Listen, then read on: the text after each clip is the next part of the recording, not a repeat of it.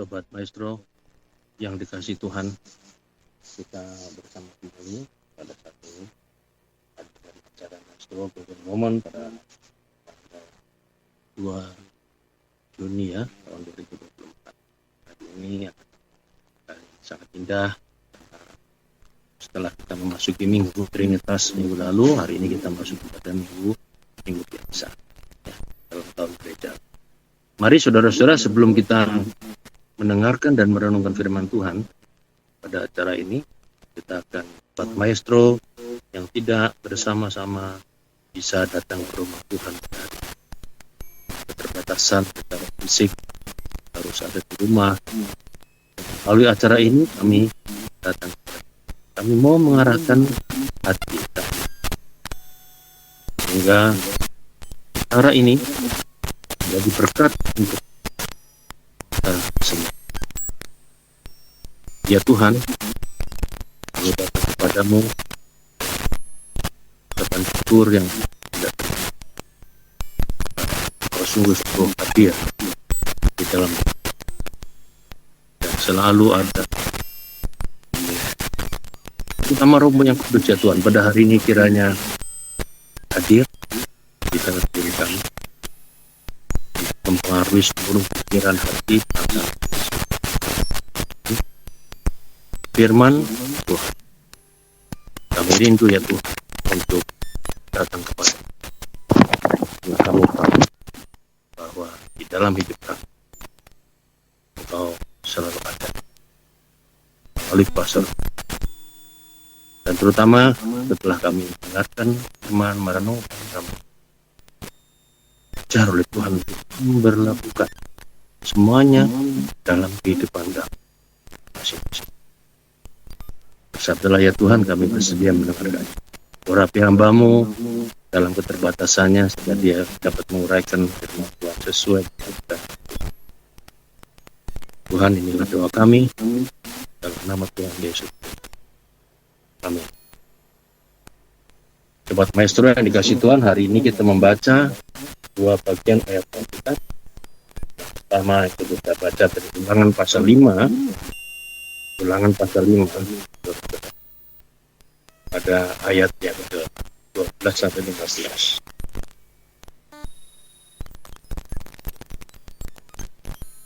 Dah firman Tuhan.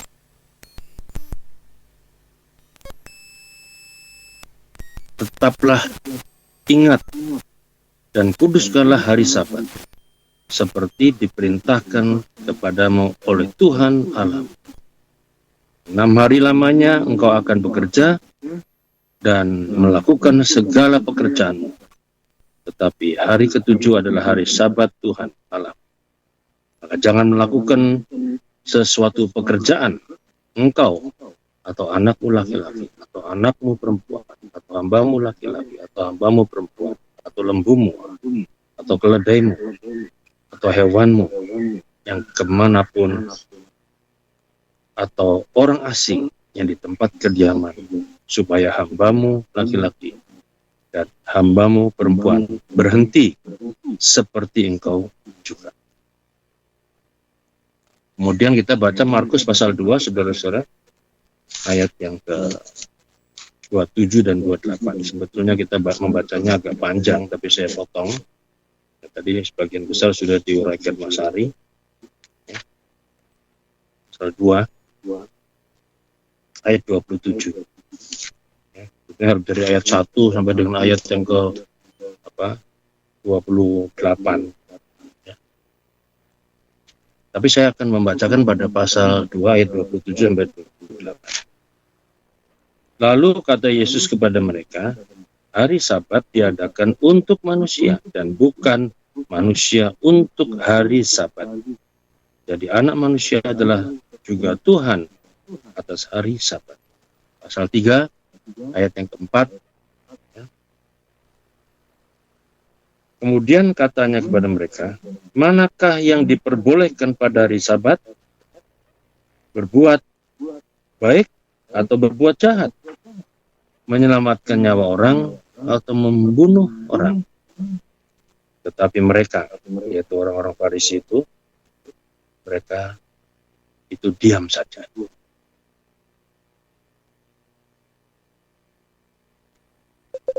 Kita hari ini memahami tema Sabat diadakan untuk manusia. Saudara-saudara, ngomong-ngomong tentang Sabat, saya punya pengalaman yang unik. Suatu hari, di hari Sabat, di sebuah hotel di Yerusalem, setelah sarapan saya mau kembali ke kamar. Saya sengaja mau mencoba lift Sabat. Di sana ada 2 jenis lift. Satu lift biasa, satu lift Sabat yang memang disediakan dalam rangka Sabat. Di lift Sabat sudah ada beberapa orang Yahudi berdiri. Saya ikut antri. Saat saya tiba, spontan saya mengeluarkan tangan hendak memencet nomor kamar saya berada. Tiba-tiba seorang bocah, ya tentu saja orang Yahudi, ya, memukul atau menamplek tangan saya sambil berteriak, "No! Oh my God!" Saya baru sadar bahwa saya telah membuat suatu kesalahan di hari Sabat. Ternyata disebut lift Sabat karena lift itu akan bergerak dan berhenti secara otomatis tanpa harus kita memencet tombol nomor. Pokoknya ikuti saja. Jadi bagi orang Yahudi di hari Sabat itu mencet tombol lift pun juga nggak boleh, nggak ada jalannya, nggak ada bisa dilakukan. Pokoknya berhenti pada hari itu. Saudara-saudara, peraturan Sabat dalam Injil Markus yang kita baca tadi dari pasal 2 sebenarnya, dari ayat 1 sampai pasal 3 ayat yang ke 6 ya. Itu memicu konflik pertama antara Yesus dengan kalangan orang Farisi dan ahli Taurat. Kata Sabat, saudara-saudara, berarti berhenti. Ya, tadi kita baca di Ulangan pasal yang ke-5 pada bagian akhir.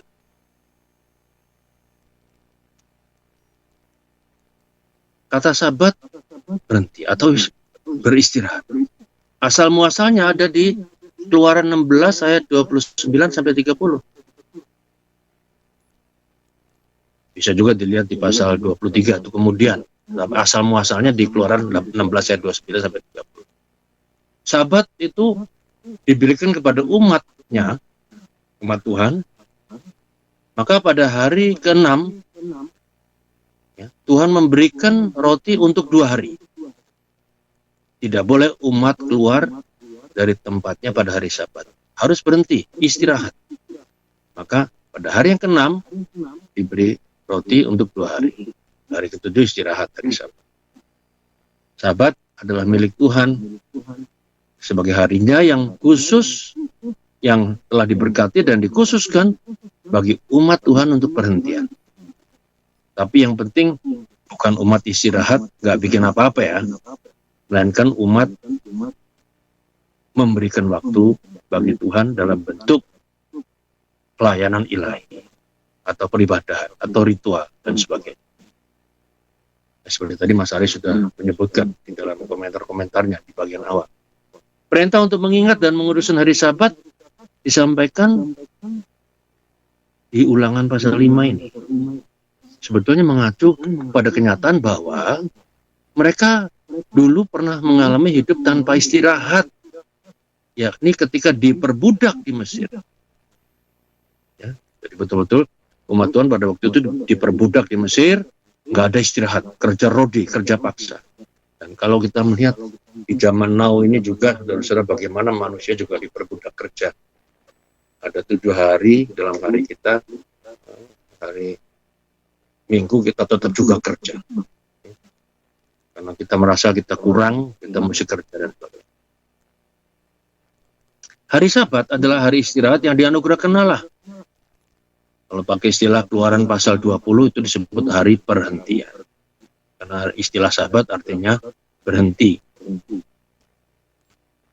Jadi itu kita lihat. Oleh karena itu mereka pun harus memberikan istirahat kepada budak, kepada ternak mereka. bahkan juga pada orang asing yang diam di rumah. Gitu. Dan berdasarkan perintah untuk mengingatkan dan menguduskan Sabat itu, para ahli hukum agama Yahudi, yaitu orang ahli Taurat khususnya, memberikan rincian ajaran dan larangan tentang apa-apa yang tidak boleh dilakukan di hari Sabat. Jadi ada larangan yang tidak boleh dilakukan di hari Sabat. Karena hari Sabat memerintahkan umat khusus untuk melakukan pelayanan bagi Allah. Berdasarkan catatan hukum lisan yang merupakan penjelasan hukum Taurat, yang pakai dalam istilah Ibrani disebut misnah, kegiatan yang diperbolehkan hari Sabat adalah ada beberapa. Yang pertama, yaitu merayakan hari Sabat bersama dengan anggota keluarga terdekat. Kemudian menghadiri kegiatan doa di sinagoge. Yang ketiga, mengunjungi keluarga atau sahabat yang dapat dijangkau dengan berjalan kaki. Yang keempat, menerima tamu. Yang kelima, menyanyikan lagu-lagu khusus untuk hari Sabat. Yang keenam, membaca, mempelajari, mendiskusikan Taurat dan tafsirannya. Di luar ketentuan itu dilarang. Maka dalam Markus pasal 2, kita lihat pada hari Sabat dalam perjalanan di ladang gandum, murid-murid Yesus memetik bulir gandum. Markus 2 ayat 23, untuk dimakan pada saat itu juga. Karena mungkin lapar para murid. Menurut hukum Taurat, dalam Ulangan pasal 23-25, orang lapar ketika melewati ladang orang lain, boleh memetik bulir gandum dengan tangan, tanpa memakai sabit, nggak boleh pakai sabit, ya, atau arit, asalkan langsung dimakan. Tetapi menurut tafsir Taurat kaum Farisi dan ahli Taurat, sebulir pun tidak boleh dipetik pada hari Sabat. Sebab hal itu dapat dipandang sebagai pekerjaan penuaian yang dilarang pada hari Sabat. Bila hal itu dilakukan dengan sengaja, hukumannya harus dilempar dengan batu. Nah, itu ada di tafsiran tentang Taurat itu di Misnah, kitab Misnah. Ya, Sanhedrin pasal 7 ayat 4. Nah, saudara-saudara, Tuhan Yesus menanggapi keberatan orang Farisi itu dengan mengingatkan mereka pada kasus Daud dan para pengikutnya. Dalam 1 Samuel pasal 21 ayat 1-6. Daud bersama para pengikutnya melarikan diri dari kejaran Raja Saul. Dalam pelarian itu Daud dan para pengikutnya tiba di Nob, ya, tempat Abiatar bertugas sebagai imam. Mereka kelaparan dan memerlukan makanan supaya dapat bertahan hidup. Daud pun mendatangi sang imam Abiatar tadi di rumah Allah untuk meminta makanan bagi dirinya sendiri dan para pengikutnya. Ternyata tidak ada makanan di tempat itu selain roti sajian yang hanya boleh dimakan oleh para imam. Raja, tentu saja Daud tahu bahwa dirinya bukan imam. Tetapi demi keselamatan diri dan pengikutnya, Daud memakan roti sajian itu dan memberikannya kepada para pengikutnya. Yesus mengingatkan, jika Daud dan Abiatar lebih memperhatikan pertimbangan kemanusiaan ketimbang peraturan Taurat. Bagi Daud dan Abiatar, Imam Abiatar, yang penting pertimbangan keselamatan dan kemanusiaan. Itu lebih penting daripada ketaatan terhadap peraturan. Dan dengan alasan yang sama, Tuhan Yesus tidak melarang para muridnya memetik gandum, sekalipun itu dilakukan pada hari Sabat. Saudara-saudara, Tuhan Yesus akhirnya mengakhiri jawabannya dengan sebuah sabda kristologi, yaitu apa? Anak manusia adalah Tuhan atas hari Sabat. Markus pasal 2 ayat 28. Dan gelar anak manusia di sini, ya, itu berkaitan dengan apa? Kuasa mengampuni dosa. Sekarang Tuhan atas hari Sabat itu menyatakan kembali hakikat Sabat yang semula, yaitu hari Sabat diadakan untuk manusia. Dan jangan dibalik, bukan manusia untuk hari Sabat. Saudara-saudara, apa makna tema kita pada hari ini? Yang pertama, saya mau mengatakan bahwa Sabat itu diberikan untuk manusia sebagai anugerah dari Tuhan. Sabat diadakan demi manusia. Ini anugerah ilahi. Ingat, di Mesir nggak ada pernah istirahat mereka. Sabat diberikan bukan sebagai hukum, walaupun bentuknya aturan atau hukum, tetapi sebagai anugerah Allah. Karena murahannya menjadikan hari Sabat setelah 6 hari penciptaan, agar manusia dapat diberkati dan disegarkan. Sejak awal mulanya, hari Sabat dijadikan untuk keuntungan umat manusia. Sejak manusia pertama hingga saat ini, kita yang percaya kepadanya, Sabat atau hari perhentian diberikan untuk keuntungan bagi kita. Ide hari Sabat berhubungan dengan pembebasan umat dari perbudakan di Mesir. Ya, makanya dalam Ulangan pasal 15 itu tadi dikatakan, sebab haruslah kau ingat bahwa engkau pun dahulu budak di tanah Mesir, dan engkau dibawa keluar dari sana oleh Tuhan Allahmu dengan tangan yang kuat dan lengan yang teracung. Itulah sebabnya Tuhan Allah memerintahkan engkau merayakan hari Sabat. Dalam masa perbudakan di Mesir, mereka tidak pernah mengalami hidup tanpa istirahat. Mereka pernah mengalami hidup tanpa istirahat. Tidak pernah hidup tanpa istirahat. Sekarang hari Sabat adalah hari istirahat yang dianugerahkan Allah kepada umat yang berdoa. Hari istirahat seminggu sekali menyediakan perhentian yang dinantikan dari jerih payah sehari-hari dan menghubungkan kembali orang-orang percaya dalam persekutuan dengan Sang Penciptanya. Karena itu hari Sabat sebuah anugerah. Walaupun bentuknya hukum, tapi bukan hukum, dia anugerah Tuhan pada umatnya. Kita dapat menerima hari Sabat sebagai anugerah, bukan sebagai tata aturan, upacara, dan peraturan hukum Taurat yang berat, yang memberatkan. Malahan sebenarnya anugerah yang mendasari seluruh kehidupan kita dalam interaksi kita dengan Allah. Sabat ditetapkan Tuhan untuk kebaikan manusia, sehingga dapat beristirahat dan menikmati berkat Tuhan secara khusus. Itu ada kita baca pada Kejadian pasal 21-3, Keluaran 20 ayat 8-11. Tindakan orang Farisi menyempitkan makna Sabat pada ritual dan banyak aturan. Padahal Sabat menunjukkan hari Tuhan yang begitu mengasihi ciptaannya. Termasuk para murid yang sedang butuh makanan pada waktu itu, yaitu bulir-bulir dan Tuhan Yesus tidak mengutarakan suatu hal yang baru tentang hari Sabat, melainkan dia mencela tentang hal-hal yang sesungguhnya telah ditambahkan oleh ahli Taurat dan orang Farisi ke dalam hukum Taurat. Para pemuka agama itu menambahkan tafsir-tafsir tertentu yang tidak selaras dengan hakikat Sabat, yaitu anugerah yang dimaksud Allah kepada manusia sepanjang masa. Sabat adalah anugerah Allah.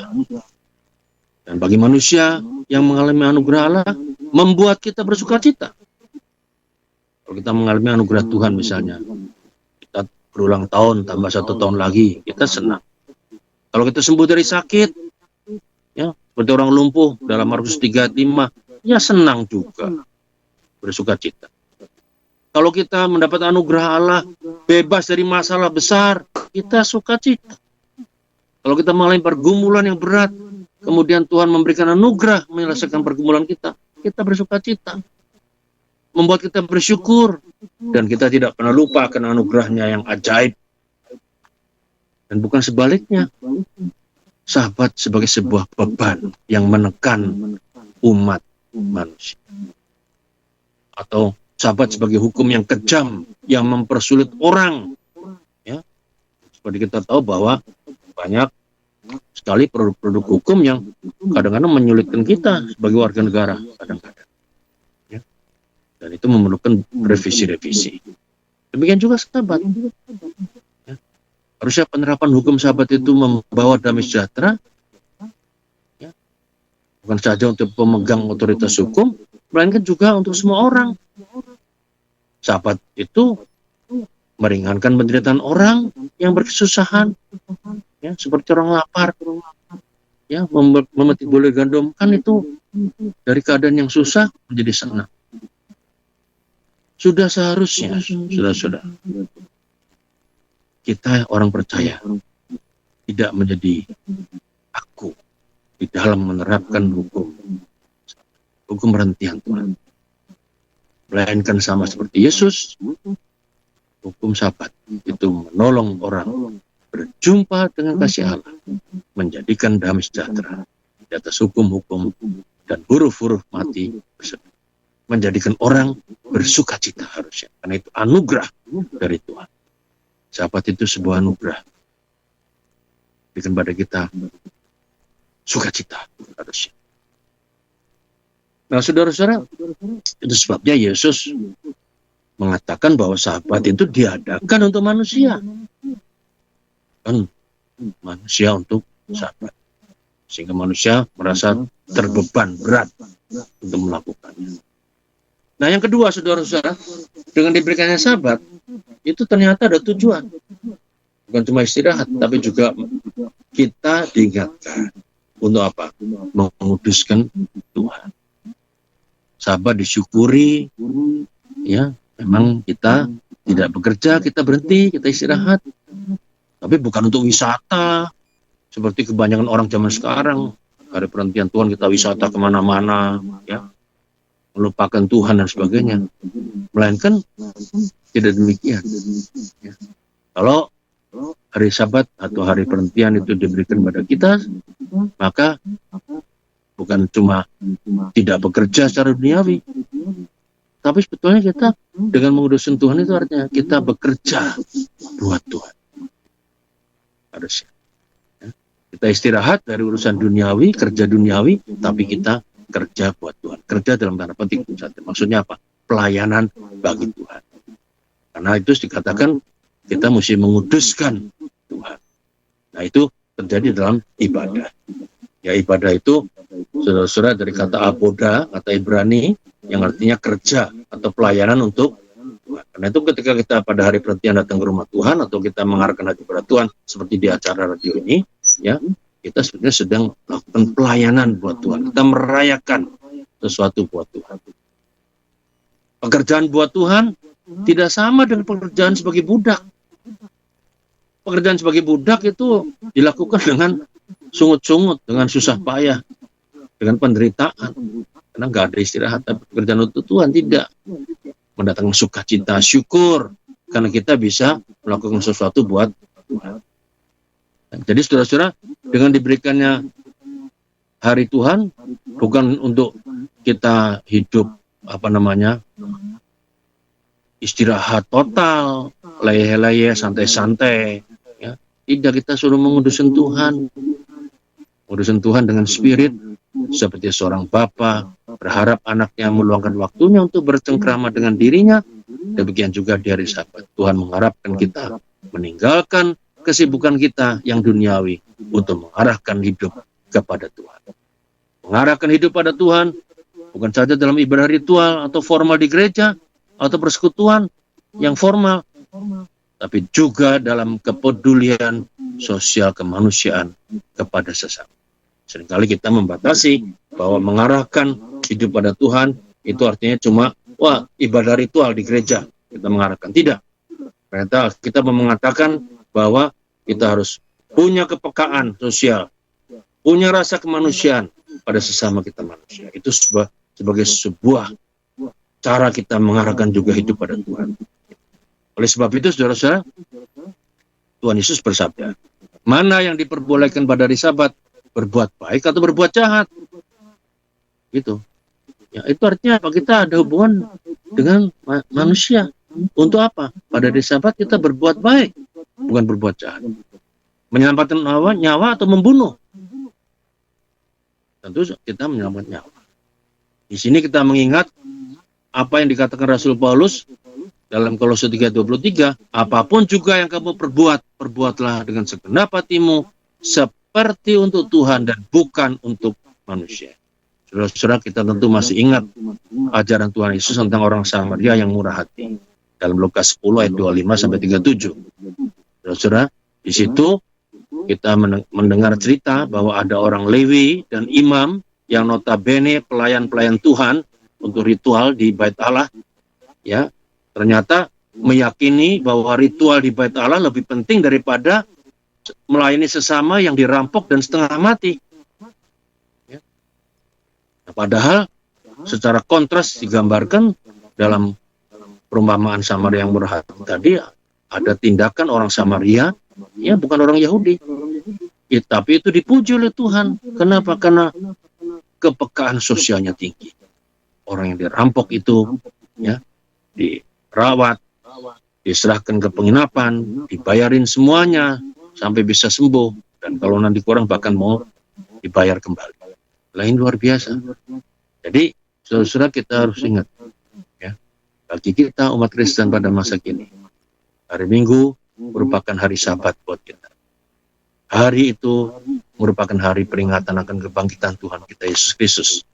Pada hari itu kita menyatakan syukur kita atas segala berkat dan pemeliharaan Tuhan, bersekutu dengan Tuhan, memulihkan kekuatan fisik, mental, rohani kita, mendapatkan firman Tuhan untuk kita pakai dalam menjalankan hidup kita setiap harinya di pekan yang baru.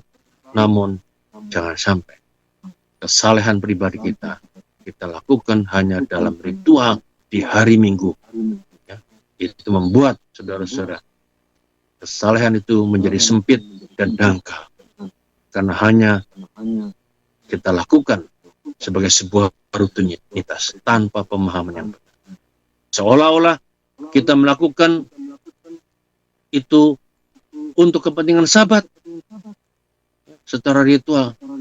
Padahal Sabat itu diberikan Tuhan sebagai anugerah untuk kebaikan manusia. Ya. Kalau kita sedang bersiap untuk, saya menggambarkan gini, kalau kita sedang bersiap untuk ke gereja dalam rangka pelayanan ilahi, lalu kemudian, ya, ada tetangga yang minta tolong dihantar ke rumah sakit karena sakitnya makin berat, bertambah berat. Apa yang kita lakukan? Apakah kita bersiap terus untuk pelayanan ilahi tadi di rumah Tuhan, atau kita peduli pada tetangga kita yang sakit keras tadi? Ya. Pelayanan di gereja kita tinggalkan tetangga yang sakit keras tadi yang minta tolong kita. Kita lebih mementingkan ritual. Tidak demikian. Jangan kita gagal paham tentang Sabat, karena dengan memiliki kepekaan sosial pada sesama yang membutuhkan, pada hakikatnya itu juga pelayanan ilahi ke Tuhan. Seperti difirmankan dalam Matius 25:31-46. Sesungguhnya segala sesuatu yang kamu tidak lakukan untuk salah seorang yang paling hina ini, yaitu yang lapar, yang haus, sebagai orang asing, yang telanjang, yang sakit, yang dipenjara, atau kita sebut orang-orang yang membutuhkan, kamu tidak melakukannya juga untuk aku, dan mereka masuk ke tempat siksaan kekal, tetapi orang benar hidup yang kekal. Saudara-saudara, mari kita wujudkan tema kita hari ini, bahwa Sabat diadakan untuk manusia, untuk keuntungan manusia, untuk kebaikan manusia, untuk membuat manusia bersukacita, dan bukan manusia untuk hari Sabat yang membuat kita terbeban hingga kita tidak mengalami sukacita.